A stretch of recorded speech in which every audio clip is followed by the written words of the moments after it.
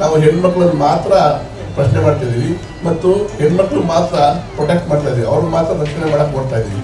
ಯಾರಿಂದ ರಕ್ಷಣೆ ಮಾಡಬೇಕಾಗಿದೆಯಲ್ಲ, ಯಾರಿಂದ ಅವ್ರಿಗೆ ಹಾರ್ಮ್ ಇದೆಯಲ್ಲ ಅವ್ರನ್ನ ಪ್ರಶ್ನೆ ಮಾಡ್ತಾ ಇಲ್ಲ. ಅದು ನನ್ನ ಮಗನಾಗ್ಬೋದು ಅಥವಾ ಯಾವುದೇ ಗಂಡು ಮಗು ಆಗ್ಬೋದು. ನಾರಿಯನ್ನ ಯಾವಾಗ ನಾವು ದೇವತೆಗಳ ಹಾಗೆ ಪೂಜೆ ಮಾಡ್ತೀವಿ ಆ ಜಾಗ ಸ್ವರ್ಗ ಅಂತೆ, ಅದೇ ಸ್ವರ್ಗ ಈ ಹಾಲ್. ಮಹಿಳೆಯರನ್ನ ನಾನು ಉಪ್ಪು ಕಂಪೇರ್ ಮಾಡ್ತೀನಿ, ಸಾಲ್ಟ್. ಅವ್ರಿದ್ರೆ ಎಲ್ಲಾನು ಏನು ಡಿಫ್ರೆನ್ಸ್ ಗೊತ್ತಾಗಲ್ಲ, ಓಕೆ ಎಲ್ಲ ಚೆನ್ನಾಗಿದೆ ಅಂತ. ಬಟ್ ಅವ್ರು ಇಲ್ಲ ಅಂದ್ರೆ ಆ ಡಿಫ್ರೆನ್ಸ್ ಇರುತ್ತಲ್ಲ, ಲೈಕ್ ಮಹಿಳೆ ಅನ್ನೋದು ಒಂದು ಪದ ಅಲ್ಲ, ಆ ಶಕ್ತಿ ಅಂತ ನನ್ನ ಅನಿಸಿಕೆ.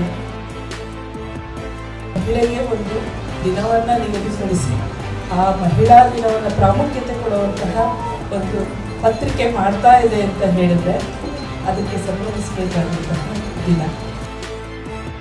ಪ್ರತಿನಿಧಿ ರತ್ನ ಎಂಬತಕ್ಕಂಥ ಗೌರವನ ತಾಯಂದ್ರು ಕೊಟ್ಟರು. ನೀವು ಪ್ರತಿನಿಧಿಗೆ ಬಳಗಕ್ಕೆ ಮಾತ್ರ ರತ್ನಗಳಲ್ಲ, ನೀವು ಇಡೀ ನಮ್ಮ ದೇಶಕ್ಕೆ, ನಮ್ಮ ಸಮುದಾಯಕ್ಕೆ ರತ್ನಗಳಾಗಿದ್ದೀರಿ.